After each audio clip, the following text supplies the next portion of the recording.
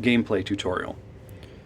The player goes first, rolls a single die, and moves their command cube ahead the resulting number of dots. Now that's the dots below the spaces, not the spaces themselves.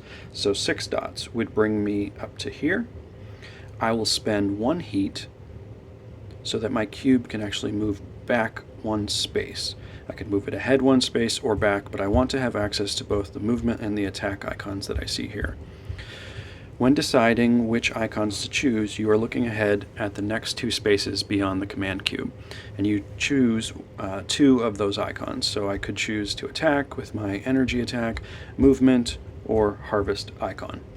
In this case, I will move my ship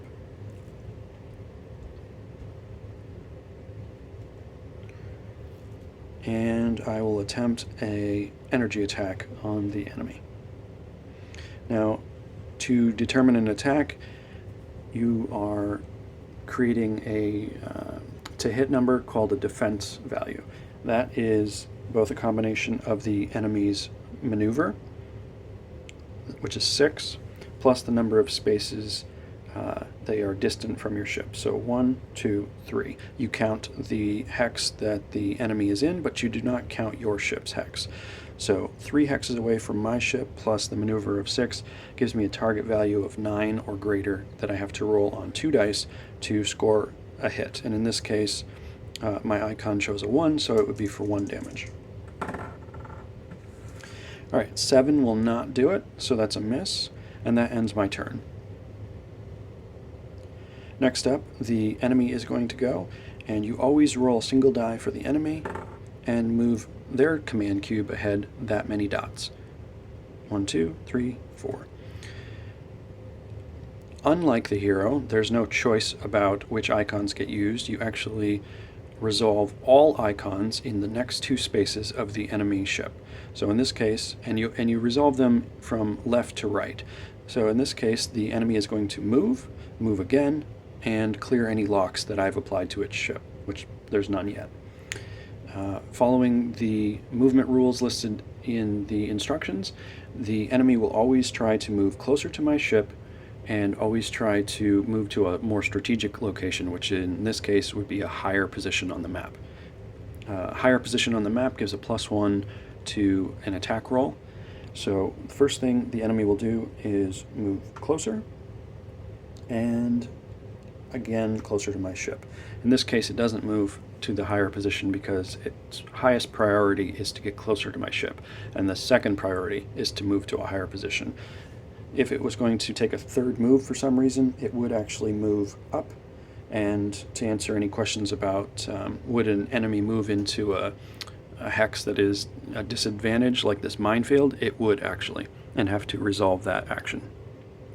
So the enemy stops its movement there, and its third action, the clear icons, sort of fizzles. There's no need for it.